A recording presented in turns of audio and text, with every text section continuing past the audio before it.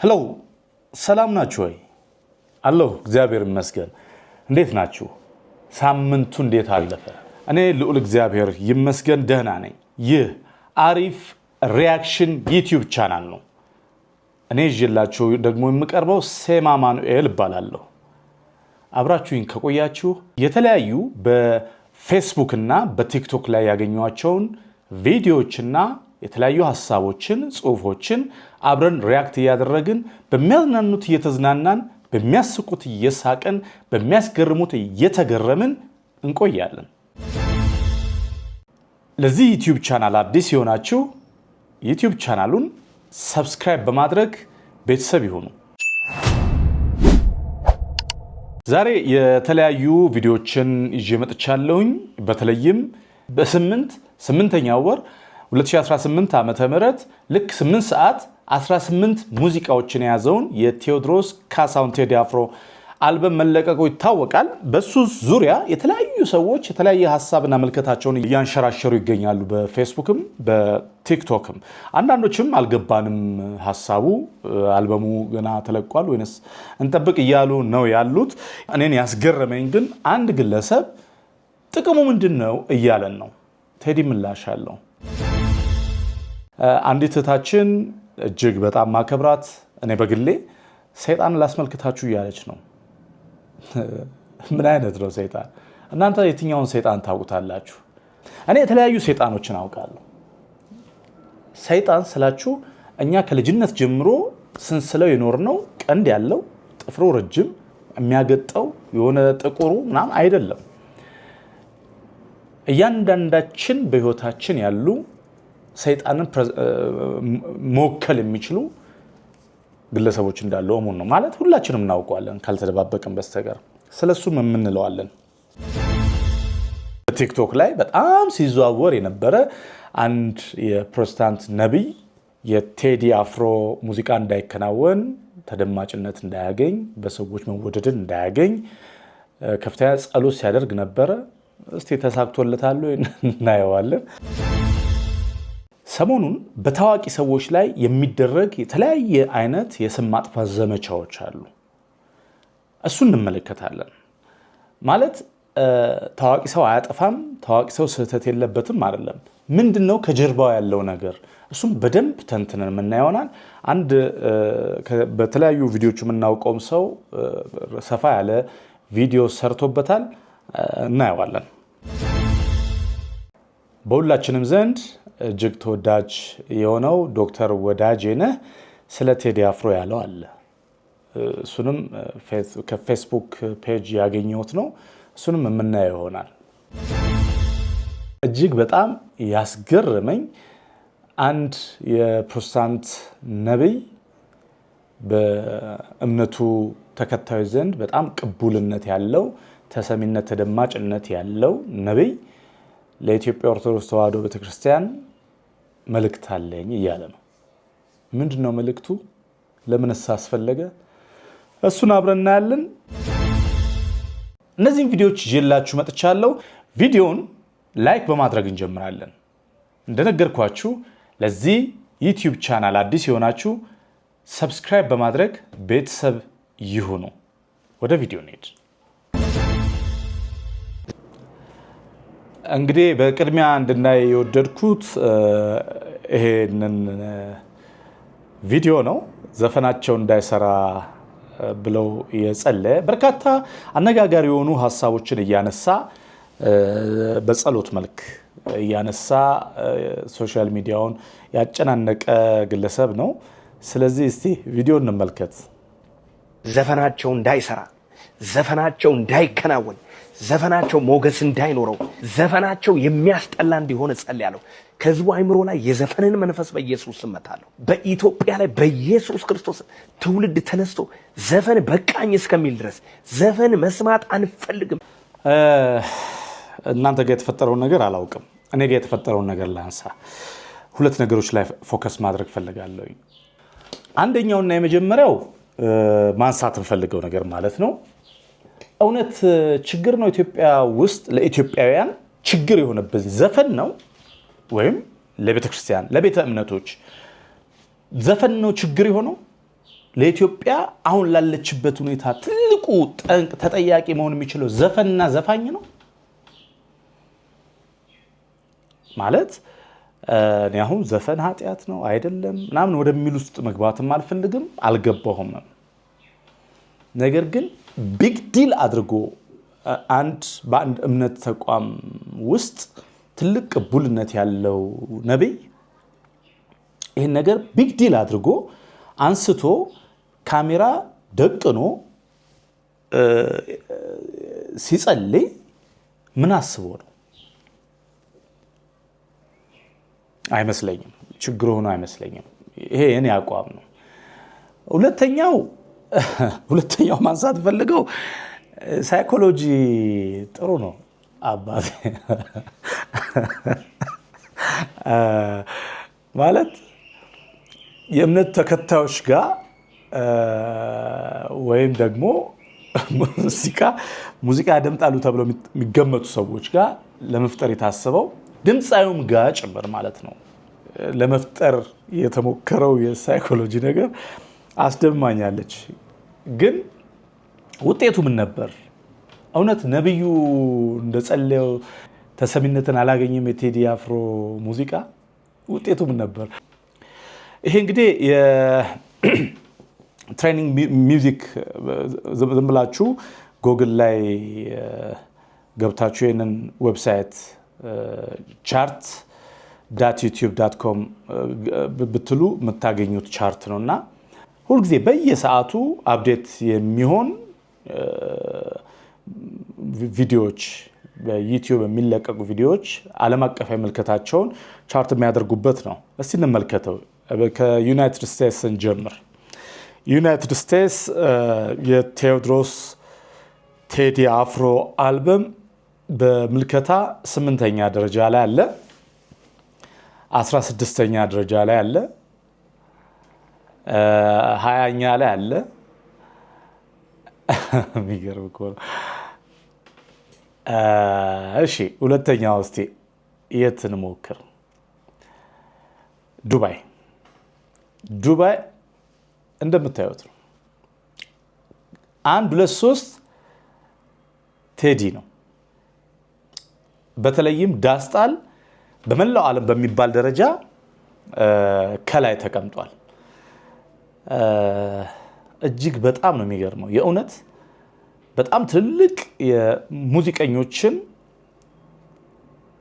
ሪከርድ ይሄ አልበም ተቆጣጥሮታል እሺ ሌላ የትኔ ስዊድን እስቲኔ ስዊድን በ3ኛነት በ7ኛነት በ8ኛነት ደረጃ ላይ ይገኛል 16ኛም 22ኛም ቴዲ ነው ዘይት ትገርም ይላል እሺ ሌላ ምን ነይ እሺ ሳውዲ አረቢያ የሚገርም ነው እንግዲህ አይተበቅም ሳውዲ አረቢያ 1 2 3 13 የቴዲ አፍሮ በተለይም ይሄ የዳስጣል የሚለው ሙዚቃ በመላው ዓለም በሚባል ደረጃ በአንደኝነት ላይ ተቀምጦ እናገኘዋለን አንድ ሀገር እስቲ ምናልባት ኖርዌይ ይሁን ኖርዌይ እሺ በአንደኝነት በአምስተኝነት በስድስተኝነት በ16ኛነት በ17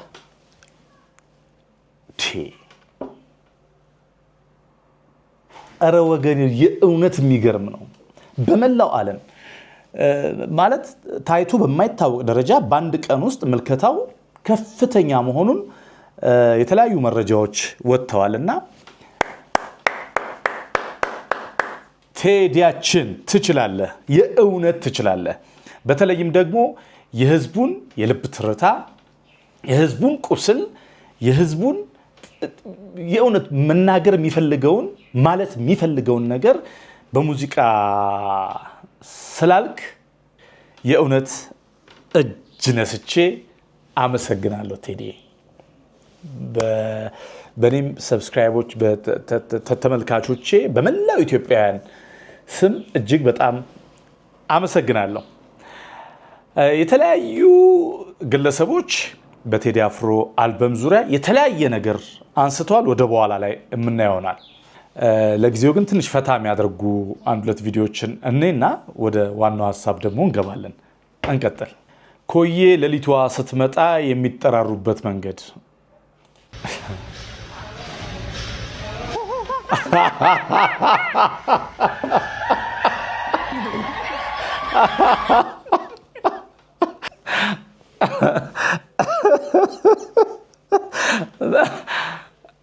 ምን ያክል እኔ ምንም ማለት አልፈልግም። በዚህ ቪዲዮ ላይ ኮዬ አካባቢ ያላችሁ ኢትዮጵያውያን እስቲ እውነት ነው ወይ ኮሜንት ሴክሽን ላይ የሆነ ነገር በሉኝ እስቲ። አብዛኛው ሰው አልማዝ በማዕድን ቁፋሮ ከመሬት ውስጥ የሚወጣ ብቻ እንጂ ቤት ውስጥ በድልና በትዕግስት እንዲሁም በሙከራ ሊሰራ እንደሚችል አይገምትም ወይንም አያውቅም። የተቆላ ሰሊጥ፣ ቤኪንግ ሶዳ፣ ጠንካራ የሆነ ፕላስቲክ ልክ እንደ ሃይላንድ አይነትና ረጅም ሰዓት መቀጣጠል በሚችል ከሰል ይኸው ማስታወሻ እያያዘ ነው ቤቱ ውስጥ አልማዝ ቢሰራ። ኧረ የምትሰሩትን ሁሉ አትመኑ፣ ተጠራጠሩ። እንዴት ወዴት በሉ ወገን ተው።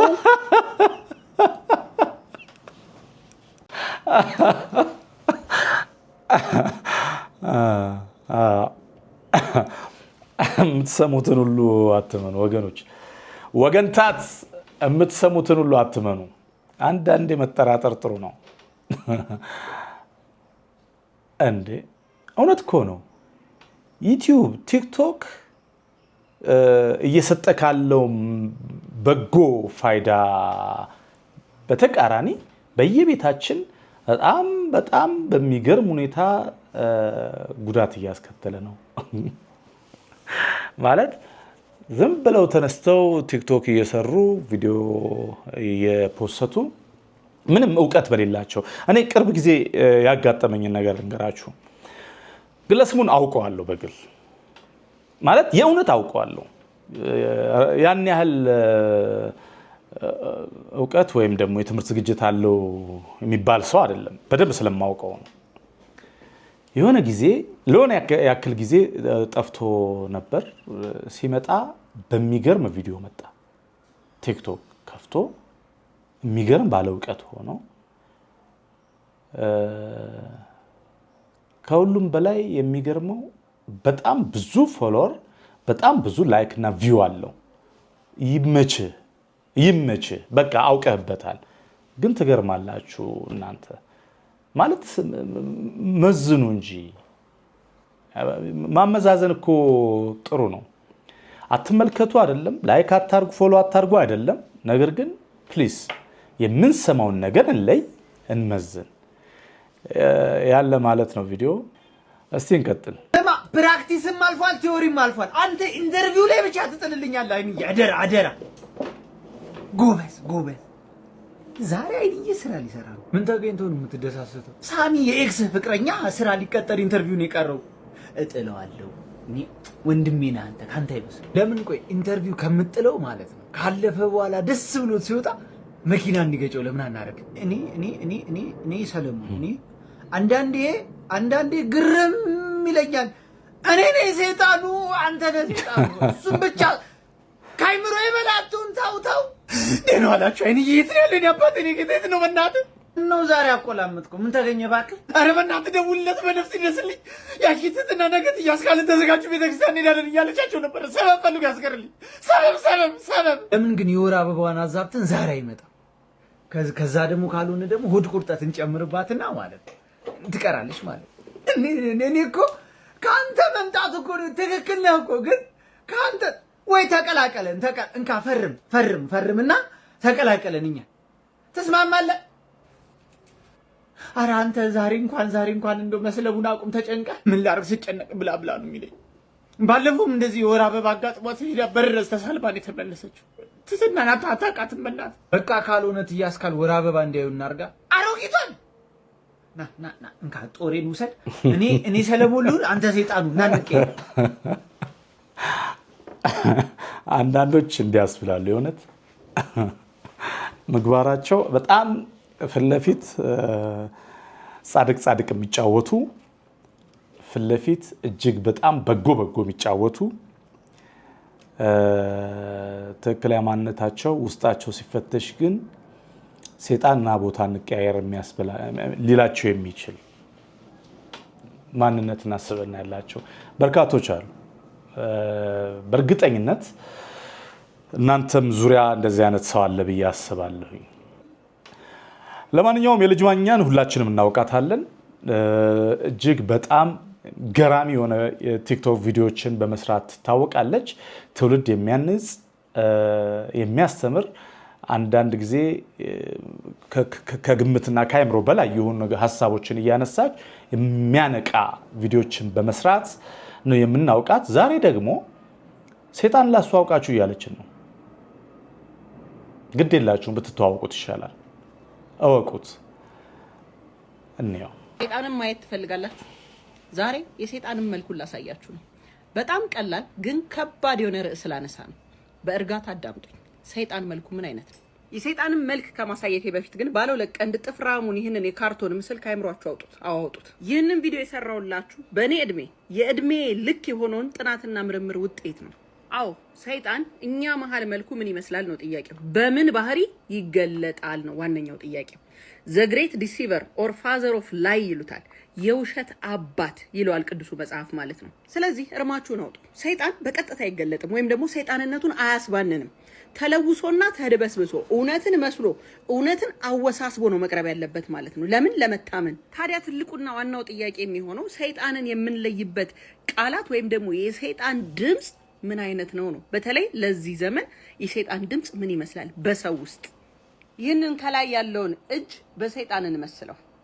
ታዲያ እንደምትመለከቱት ፐርሱዌሲቭ የሆነ ዶክትሪን ወይም ደግሞ አሳማኝ የሆነ አስተምህሮት ይዞ ነው የሚመጣው ሰይጣን። ታዲያ ይህ አሳማኝ የሆነው አስተምህሮት ውስጥ 3 ዋና ዋና ነጥቦችን ታዳምጡበታላችሁ። አንደኛው ሃይፐር ኢንዲቪጁዋሊዝም የሚባለው መጠን ያለፈ ግላዊነት፣ ስለኔ እኔ ነው እንጂ እኛ የሚባለውን ሐሳብ ማቀንቀን አይፈልጉም። ስለዚህ እኔ የሚበዛበት ነገርን መለየት፣ ኮሌክቲቭ የሆነ እኛ የሚባል ኮሚኒቲ ማህበረሰብ የሚባል ነገርን ቃላትን መጠቀም አይወድም።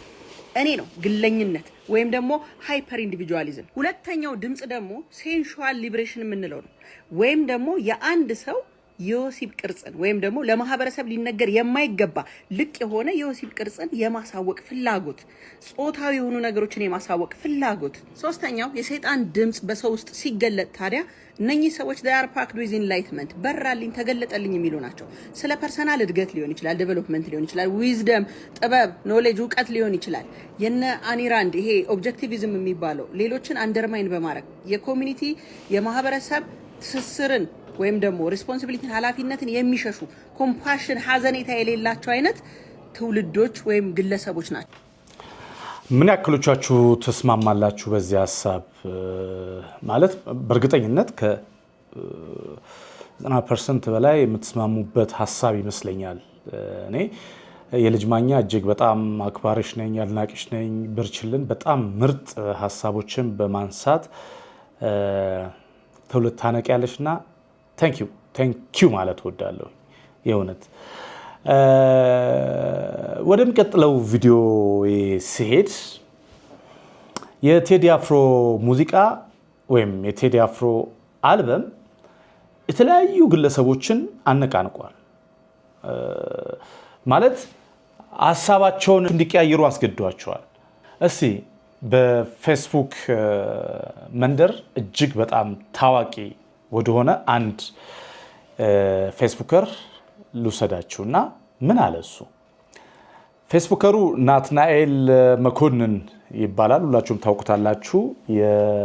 በተለይም የብልጽግና ፓርቲ የመንግስት ድምፅ ሆኖ የተለያዩ የመንግስት ሀሳቦችን በፌስቡክ ፔጁ ላይ በመለጠፍ እናውቀዋለን።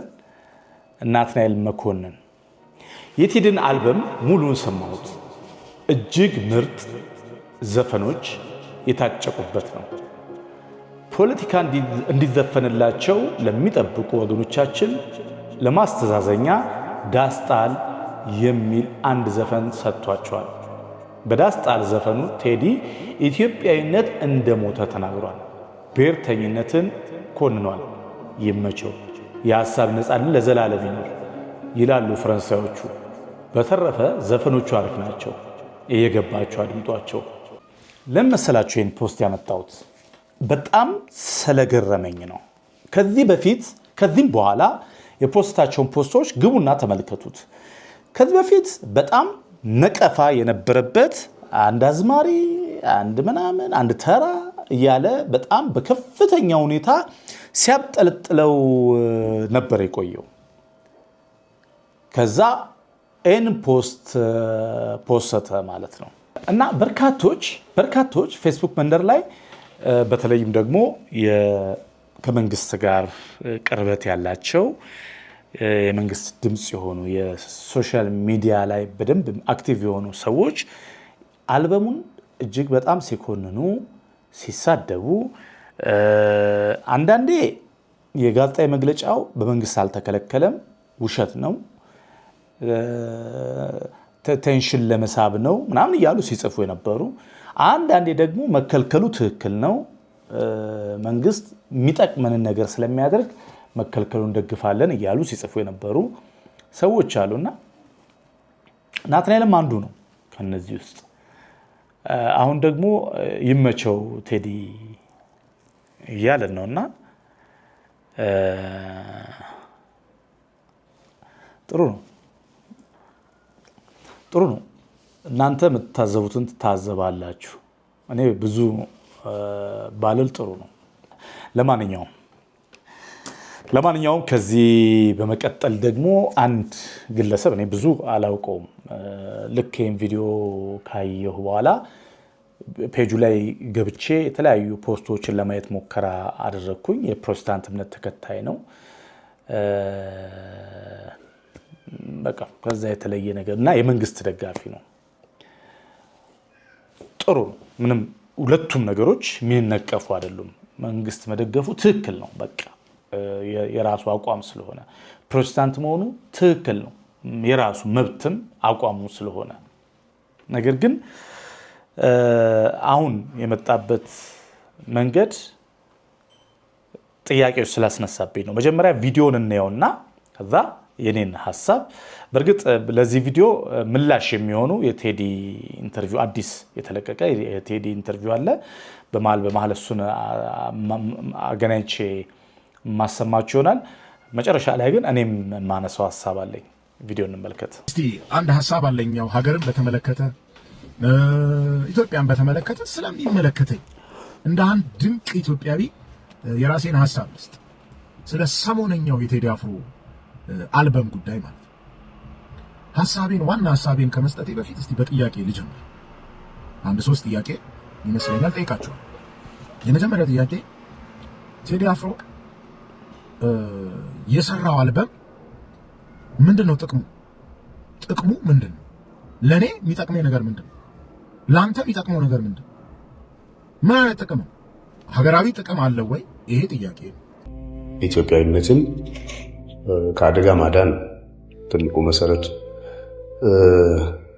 ይህንንም አልበም እንድሰራ ወይም ደግሞ በዚህ አይነት ሀሳብ ላይ እንዲያጠነጥን ያደረገኝ ደግሞ ግፊት ከምንም በላይ አንድነታችን አስፈላጊ ነው። ብዙ ዓመት ተደክሞበታል ኢትዮጵያዊነት እና ከምንም በላይ ኢትዮጵያዊነትን ማዳን መጀመሪያ ዓላማ አድርጎ ነው ተሰራው። ሁለተኛው ጥያቄ ለምንድን ነው ምርጫን ጠብቆ አልበም የሚሰራው? ከምርጫው ጋር የሚያገናኘው ነገር አለን ወይንስ የለም? በእኔ እምነት ብቻ ሳይሆን ባለውም ተጨባጭ ሁኔታ ማንም ሰው ከፖለቲካ ውጭ መሆን አይችልም። ሁለተኛ ፖለቲካዊ ጉዳይ ማንሳት ደግሞ እንደ ኮነን የሚታይ ነገር መሆን የለበትም። ሁላችንም ጉዟችን አንድ እንደመሆኑ መጠን ኢኮኖሚያዊ፣ ፖለቲካዊ፣ ማህበራዊ ጉዳይ እንደ ዜጋ ይመለከታል። በእነዚህ ጉዳዮች ዙሪያ ማተኮርና ማድረግ መለመድና መበረታታት ያለበት ነው ብዬ አምናለሁ። ሶስተኛው ጥያቄ ለምንድን ነው በትንሣኤው ማግስት ዘፈን የሚሰራላችሁ የሚመለከታችሁ ሰዎች? ለምንስ ነው እናንተ በጣም መስማት የናፈቃችሁት? ቴዲ አፍሮ አርቲስት ብቻ ነው ወይስ ፖለቲከኛ ነው? ወይንስ ጸረ ክርስቶስ ነው? ወይም የክርስቶስ ተቃዋሚ ነው? ነው አይደለም? እንዴት ነው ከትንሳኤው ጋር ታኮ አልበም የለቀቀለት? መዝሙር እኮ አይደለም፣ ዘፈን እኮ ነው። እንትንሽ ይኖርበታል። ከዛ ሀገርን በተመለከተ ደግሞ ፖለቲካ የተቀባባ ነገር ውስጠ ወይራ ምናምን ሰምና ወርቅ አድርጎ መንግስትን ተንኮስ ምናምን ፖለቲካው ኔጌቲቭ እሳት ወጣቱን ምናምን እንደዚህ የለው ሊኖር ይችላል። ለምን አስፈለገ? ሪሊ ለሀገራችን እንደዚህ አይነት ነገር ነው ወይ የሚያስፈልጋት? አሁን ኢትዮጵያ ያለችበት ሁኔታ ምን አይነት ነገር ነው የሚያስፈልጋት? ይሄ ያስፈልጋታል ወይ? የቴዲ አፍሮ በየአይነት ዘፈን ያስፈልጋታል? ይታከማል ሰው በዚህ? ወይስ ልማት፣ ስራ ፈጠራ ምንድን ነው የሚያስፈልገው? ለወጣቱ ምንድን ነው ቴዲ አፍሮ ይዞ ይመጣ? አስባችኋል? እንደዚህ ታስባላችሁ? ግን ለምን ተከለከለ? ጋዜጣዊ መግለጫ ለምንድን ነው የሚከለከለው? ከስሜታዊነት ረገብ በል፣ ተረጋጋ። መንግስት ያለ አንዳች ምክንያት የአንድን ተራ አርቲስት የሙዚቃ አልበም ጋዜጣዊ መግለጫ አያግድም። መንግስት ካገደ ራሱ ለጥቅሜ ነው ብዬ ነው ማስብ፣ ሀገሬን ስለምወድ ማለት ነው። ለምን ይመስላል? እሺ ሌላ ጥያቄ፣ ለምን ይመስላል ውጭ ሀገር ያሉ ፖለቲከኞች በጣም ሚስ ያደረጉት የቴዲ አፍሮን ዘፈን ለኢትዮጵያ የማይጠቅሙ የማይረቡ 365 ቀን ስለ ኢትዮጵያ ኔጌቲቭ እያወሩ የሚኖሩ ፖለቲከኛ የሆኑ አክቲቪስቶች ለምን ይመስላል የናፈቁት? ለአንተ ጥቅም ኑሮውን የምታውቀው አንተ ነህ። ስቃይም ከሆነ እየተሰቃየ ያለው አንተ ነህ። ደስተኛም ከሆነ ደስታን እያጣጣምክ ያለው አንተ ነህ። እዛ ያለው ምን አገባው? ምን አገናኛቸው ከቴዲ አፍሮ ዘፈን ጋር? አትነቃም ወይ? አትነቃም? የቴዲ አፍሮ ዘፈን ተለቆ ህዝብ ውስጥ ኔጌቲቭ ነገር ቢኖረውስ? ለህዝቡ የማይጠቅም ለወጣቱ የማይጠቅም ነገር ቢኖረውስ? መርዝ እኮ ነው በቃ መርዝ። ያ መርዝ ጆሮ ውስጥ ከገባ ከዛ በኋላ ለሚፈጠረው ነገር ማን ነው ኃላፊነት የሚወስደው? የሆነ ነገር ቢፈጠርስ? ኧረ እባክህ ሃይማኖተኛ ነህ፣ ፖለቲከኛ ነህ፣ ከዛ ሀገሬ ትላለህ፣ ግን ደንዝዘሃል። ንቃ እስቲ አስብ፣ በዚህ አይምሮ አስብ። በዚህ አስብ፣ ትንሽ አስብ፣ ተረጋግተህ አስብ። ቴዲ አፍሮ ማን ነው? ምንድን ነው? አርቲስት ብቻ አይደለም። ቴዲ አፍሮ አርቲስት ብቻ አይደለም፣ ፖለቲከኛ ነው። መብቱ ነው ፖለቲከኛ መሆን፣ ግን ደግሞ ነጋዴ ነው። ጥቅሙን ጠብቆ ታይም ካልኩሌት አድርጎ ምን አይነት ታይም ላይ ፈንጂውን ልጣል፣ ጋዙን ልለኩስ ብሎ ሂሳብ ሰርቶ አልበም የሚያመጣል። በቃ በእኔ አገላለጽ ሸቃጭ ነው። ወንድሜ ምን ስሜታዊ እንዳደረገ ሊገባኝ አልቻለም። ብዙ አልበሞች ይወጣሉ አይደል? ኢትዮጵያ ውስጥ ብዙ ሙዚቀኞች ሙዚቃ ይሰራሉ። አንዳቸውም ላይ እንደዚህ ስሜታዊ ሆነ ኖርማል ቪዲዮ ስትሰራም አላየንህም። ሁላችሁንም ይመለከታል። ለምንድን ነው የቴዎድሮስ ካሳሁን የቴዲ አፍሮ አልበም ላይ እንደዚህ አይነት ስሜት ውስጥ የገባችሁት?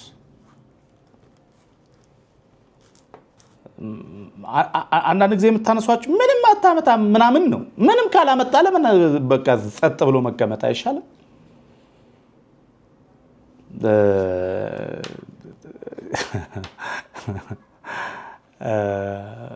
ከምንም ወገን እንደሆነ ደግሞ እየተናገርክ እንደሆነ ግልጽ አይደለም።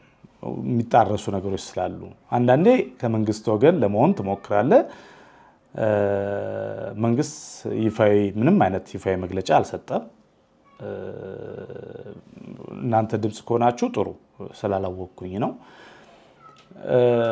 በተረፈ ግን አልፎ አልፎ ደግሞ እምነትን እንትልታ እንዴ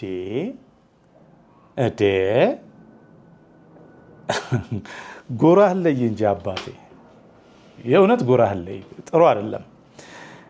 ለምንስ እንደዚህ ስሜታዊ እንዳደረገ ስላልገባኝ ነው። ቴዲ ማን ነው ምንድነው የሚል ጥያቄ አንስተሃል። ቴዲ ድምፃዊ ነው። እሱን ጠበቃውኜ ለሱ እየመለስኩለት አይደለም። እኔ የሚሰማኝ ለመናገር ያክል ነው። በቂ መልስ ሰጥቷል በኢንተርቪው፣ ግን የሚሰማኝን ለማለት ያክል ነው። ቴዲ ማን ነው? ከዚህ በፊትም ታይቷል አቅሙ ህዝብን የማነጽ፣ ህዝብን የማንቃት፣ ህዝብን የማከም በኪነ ጥበቡ በሙዚቃው እንደዚህ አይነት ተሰጥኦ እንዳለው በደንብ የታየ ጉዳይ ነውና ቴዲ ይሄ ነው። አንድ ድምፃዊ ነው፣ ኢትዮጵያ የምትኮራበት ድምፃዊ ነው። ስሜታዊ አትሆኑ፣ ስሜታዊ አትሆኑ። የኢትዮጵያ ኪነ ጥበብ ለሀገር ግንባታ ምን ያክል ፋይዳ እንዳለው ስላላነበብክ ነው ያላወቅከው። ዛሬ በነፃነት የምትናገርባት ቆመ ያለህባት ሀገር ነፃነቷ ተጠብቆ እንዲቆይ ጀግኖች በሚፋለሙበት ጊዜ ሙዚቀኞች ምን ያክል አቅም ጉልበት የሆኗቸው በወቅቱ አጠራር አዝማሪዎች፣ በጊዜው በዛን ጊዜ አዝማሪ የሚባሉ የኪነ ጥበብ ባለሙያዎች ምን ያክል አቅም ጉልበት እንደነበራቸው አቅም ጉልበት እንደሆኗቸው በማንበብ ታገኘዋለህ። ስለዚህ ምንድነው ጥቅሙ ላልከው ከፍተኛ ጥቅም አለው። ስሜታዊ ሆንኩኝ፣ በጣም ይቅርታ። በመቀጠል በጣም የምንወደው ዶክተር ወዳጄነህ በጌጡ ተመስገን ፔጅ ላይ አንድ መልእክት አስተላልፏል። ቴዲ አፍሮ በሚመለከት እስቲ አንብበው ነው እንመለስና የምንለው እንላለን። የጌጡ ተመስገን ፔጅ ላይ የቀረበ ነው። ዝምተኛው ቴዲ አፍሮ በዶክተር ወዳጄነህ መሐረና ኢትዮጵያ። ቦታው መኖሪያ ቤቱ ነው። ፊት ለፊቴ ተቀምጧል። አጠገቡ ባለቤቱ ክብርት አርቲስት አምለሰት ተቀምጣለች። ራት ቀርቧል። ጥያቄ ጠየቅኩት። ቴዲ ለአንተ የተለየ ቅዱስ ስፍራ የት ነው? አስቦ መለሰልኝ። ኢትዮጵያ ብሎ ዝም አለ። ያልገባው መሰለኝ። ደግሜ የጠየቅኩት ማለቴ ከቅዱስ ስፍራዎች ለአንተ የተለየው ቦታ የት ነው? አሁንም እንደተረጋጋ መለሰልኝ። ኢትዮጵያ አለና አንገቱን ደፋ አደረገ። ለመጨረሻ ጊዜ ሞከርኩ እያስረዳሁት። ከአክሱም፣ ከላሊበላ፣ ከግሸን ከመሳሰሉት አንተ ልዩ ቅዱስ ቦታ የምትለው የትኛውን ነው? ቴዲ ፈገግ ብሎ አየኝና ሁሉንም ቅዱስ ስፍራዎች አከብራለሁ፣ ለእኔ ቅዱስ ቦታ ኢትዮጵያ ናት አለኝ። የክቡር ዶክተር ቴዎድሮስ ካሳሁን እኔ ቀርቤ እንዳየሁት እጅግ በጣም መልካም ሰው ነው።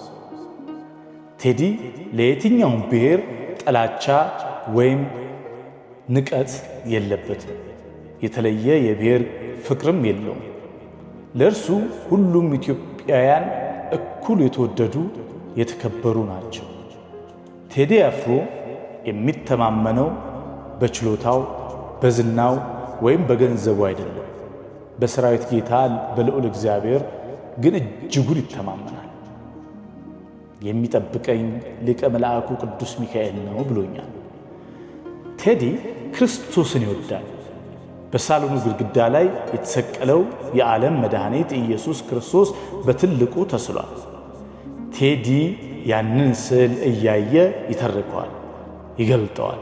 የጌታ እናትም የልብ ወዳጁ ናት። ቴዲ አፍሮ መዝሙር ያዳምጣል። የሚወዳቸውን 2 የድሮ መዝሙሮች ከፍቶ አሰምቶኛል። በራሱ ሃይማኖት ባይደራደርም ለሁሉም ሃይማኖቶች ክብር አለው። በራሱ ሃይማኖት ያሉትን የገዳማ አባቶች ያከብራቸዋል፣ ይሰማቸዋል። ቴዲ ሲናገር ቁጥብ ነው። ቃላት አያባክንም። በሚገባ አስቦ ነው የሚናገረው። ቃላቶቹን ያሻቸዋል፣ ያሽሞነሙናቸዋል። አጣፍጦ አሳምሮ ቀምሮ ያወጣቸዋል። ቴዲ ሲያወራ መስማት እንደ ሙዚቃው ነው። ቴዲ አፍሮ ለትዳሩ ታማኝ ነው።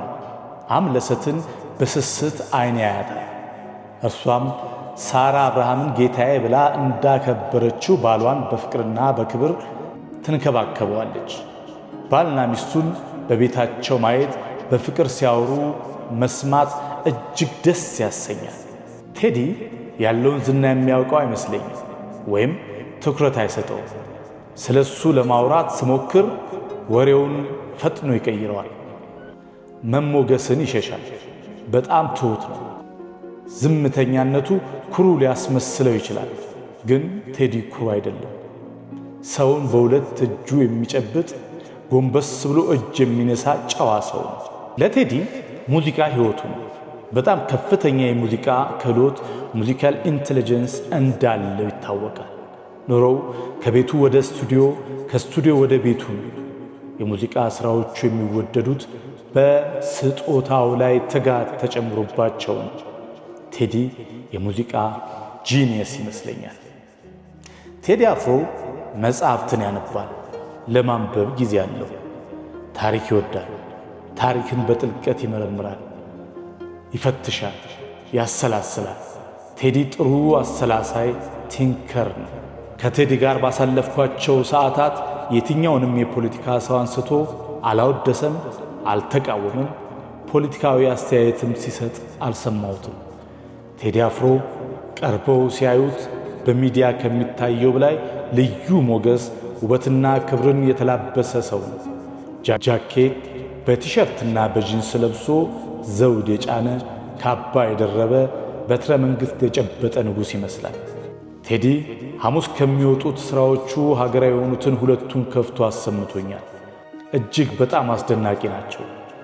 ለሀገርና ለሕዝብ ያለውን ፍቅር የሚያንጸባርቁ ታሪካዊ ሥራዎች ናቸው። የክብር ዶክተር ቴዎድሮስ ካሳሁን ሥራውን እንዲሠራ እንፍቀድለት። ቴዲን መጥላት ይቻል ይሆናል፣ በቴዲ መጠላት ግን አይቻልም። ንጹሕ በሆነው ልብ ውስጥ ጥላቻ የለም። ፍቅር ያሸንፋል ሲል በፍቅር ተሞልቶ ነው። ማንንም የመጉዳት አቅም የለውም። ወንድማችንን ያለ ልዩነት እንቀበል። ሊወደድ፣ ሊደነቅ፣ ሊከበር የሚገባው ስጦታችን ነው። ዶክተር ወዳጄነህ መሐረነ። እጅግ በጣም እናመሰግናለን ዶክተር ወዳጄነህ፣ በደንብ ገልጾታል።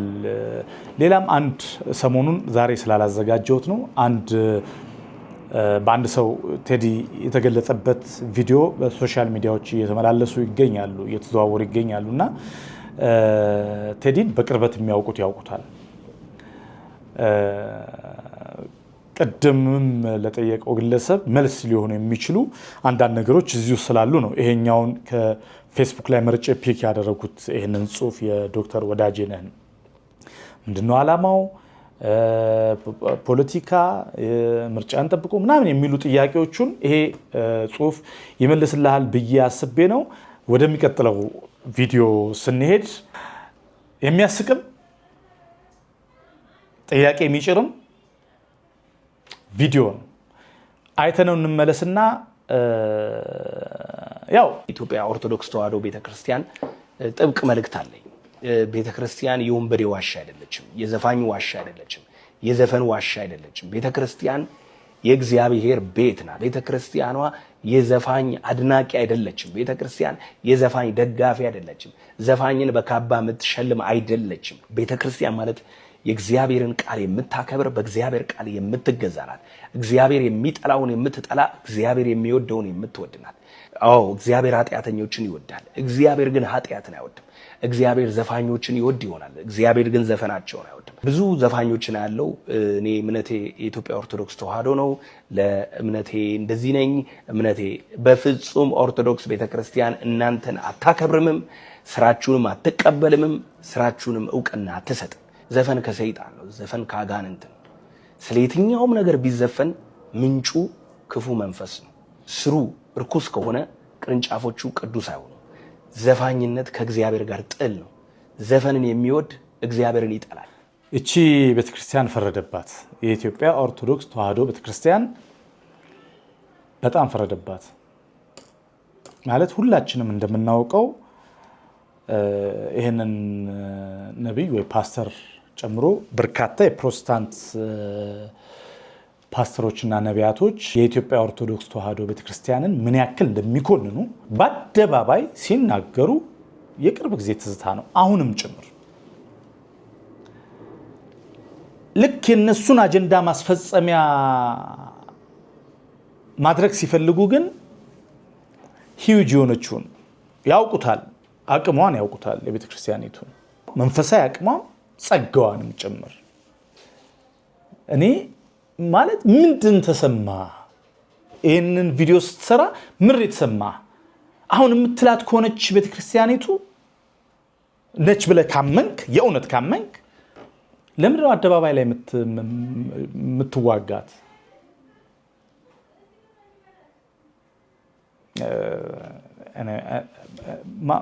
እኔ ብዙ መንፈሳዊ ነገር መነካካት አልፈልግም፣ ግን ያማል። አንተ ብልጥ ለኢትዮጵያ ኦርቶዶክስ ቤተክርስቲያን እንትን መልእክት አስተላለፍክ። አንተ ብልጥ በዓለም ልገለጥ አለ። አንድ የማውቀው በልጅነቴ የማውቀውና